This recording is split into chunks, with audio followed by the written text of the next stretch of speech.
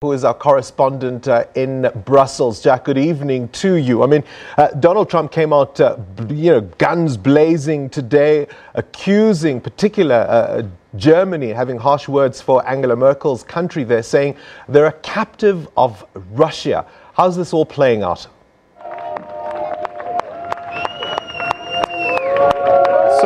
So here at NATO, you might have a bit of noise around me. There's a lot of protesters around because leaders are entering the park behind me, which is where they're going for their dinner. It's the Cinquantenaire Museum. That's where they're going to be having their dinner, the 29 leaders of the NATO military alliance. The protesters here say that NATO should not be allowed to exist. In fact, they're anti-war protesters.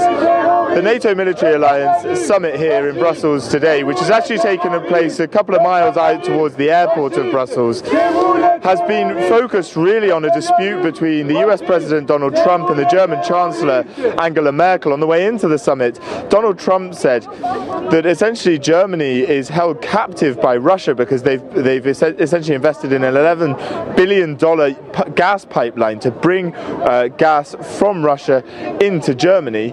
And on the way in, subsequently, German Chancellor Angela Merkel said that she wanted to use that moment to remind everybody that she grew up in Eastern Germany when it was under Soviet occupation, was part of the Soviet Union, and therefore, captive, I suppose, by Russia. The whole summit has really been eclipsed by that, although the two did meet and continued.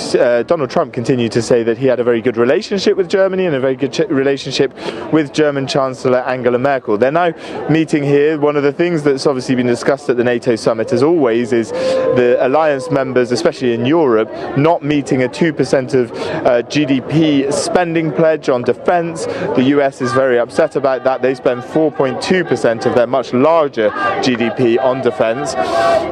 There's obviously this dinner going on here today, and it's a very beautiful museum actually in Brussels, where the leaders will meet and continue their discussions. And then after that, US President Donald Trump will head to London to meet British Prime Minister Theresa May and the Queen, and then he'll head to Scotland, and then after that, significantly, he'll head to Helsinki to meet Russian President Vladimir Putin. We've just heard, though, actually, that French President Emmanuel Macron will actually meet Vladimir Putin in Moscow on Sunday beforehand, because France are in the World Cup final that's taking place in Moscow.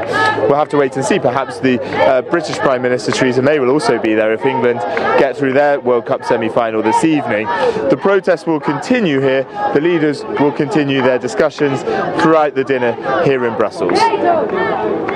Right, we'll have to leave it there with Jack Parrock, our correspondent in Brussels, on the latest on that NATO summit. And of course, it all makes for very, very interesting geopolitics because, of course, Donald Trump will be meeting Russian President Vladimir Putin as well as Theresa May as he makes his visit to the UK in the coming days.